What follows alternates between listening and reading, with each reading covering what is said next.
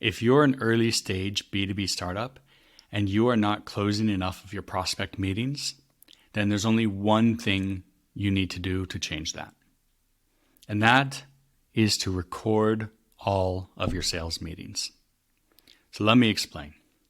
When you're in a sales call, it's super hard to be on all the time, meaning you need to be presenting the best, you need to be listening, you need to be observing and listening to what the prospect is saying, and it becomes very difficult. Not only that, our memory is not that good. It's not as good as you think it is. And so we perceive things to happen in one way when really they happen in another way. And we can't actually see that unless we record the meetings. Now, recording your meetings will help you overcome those issues and those problems.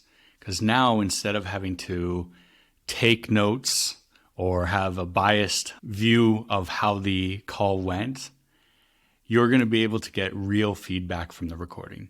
And you could watch this with your team and get outside help in reviewing it. So recording your calls will allow you to have an unbiased memory of the event. It will allow you to focus on the conversation instead of taking notes. It will allow you to improve your sales because you can review the call afterwards with yourself and your team and outside help.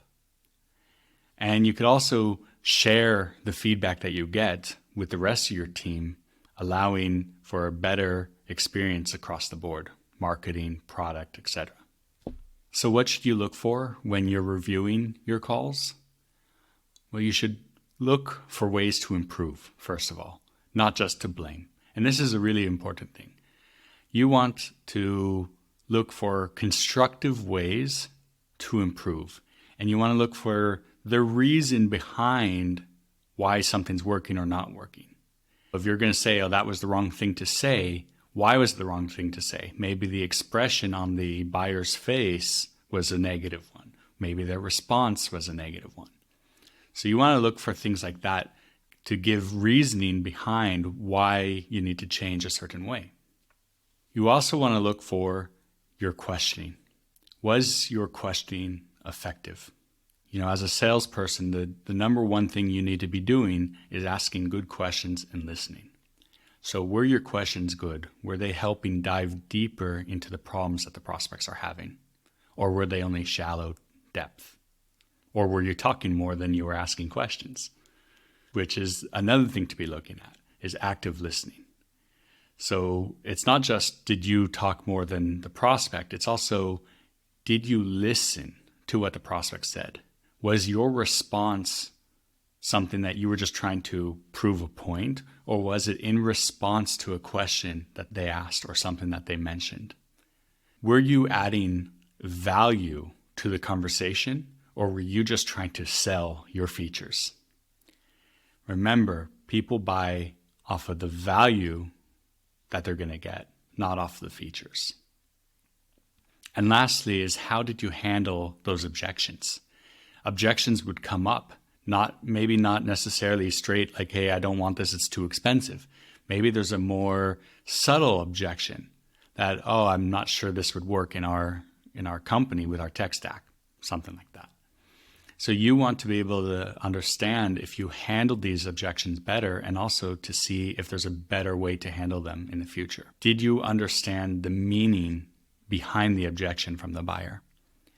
Let's say the buyer tells you it's too expensive and you just shout back, well, no, actually it's going to save you $500 more, blah, blah, blah.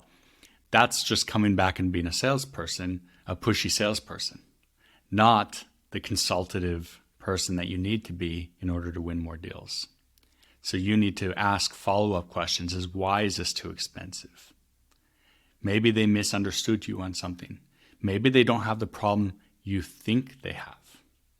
And then that was part of what the reviewing this call is all about, to make sure you're asking the right questions. So when reviewing the calls, make sure that you're focusing on improvement and getting constructive feedback, not just putting blame.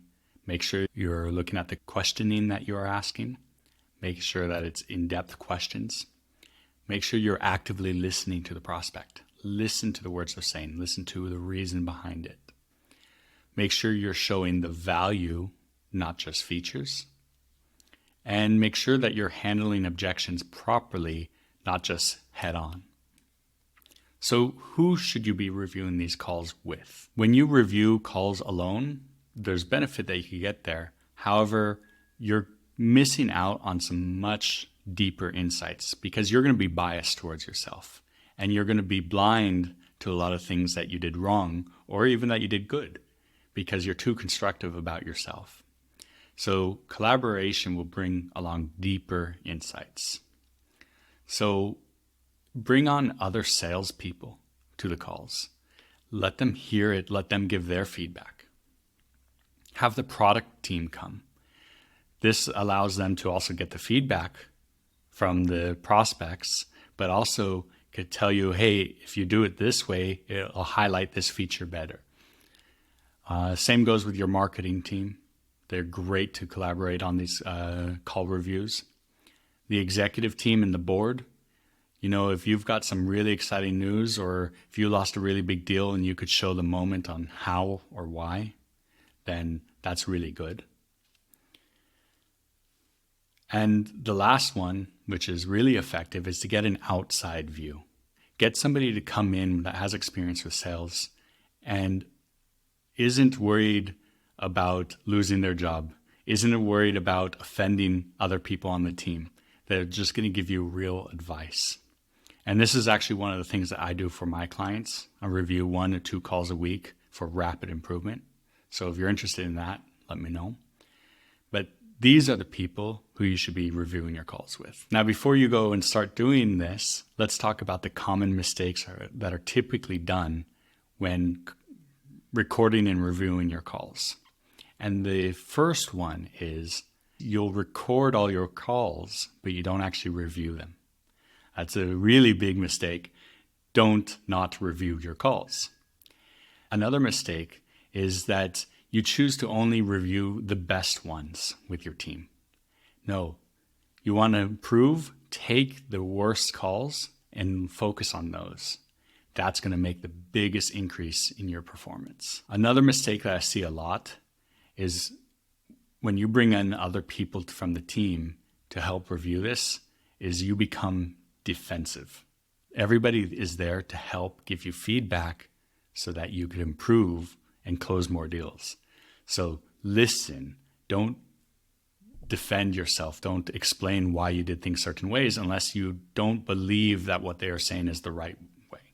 Then you can have a constructive conversation about it. When you're reviewing the calls, just going one by one is great and saying here's where the problems lie. But also, if you could review and summarize it, here's the number one issue that was coming up in this call. This is the theme behind the problems that we're making, so that the person that you're reviewing could understand the concept. And the last common mistake I see is not sharing the wins as well. Make sure you take those wins and you share them with the whole team. That's really important as well. It also makes people feel good and gives everybody momentum to keep going. So share the wins as well. We all need to improve. Recording and reviewing your calls is the fastest way to improve and close more deals. So my offer to you is if you want to review one of your calls together, ping me on LinkedIn and we'll review one of your calls together and show you how it's done and make some good progress for you to start closing more business.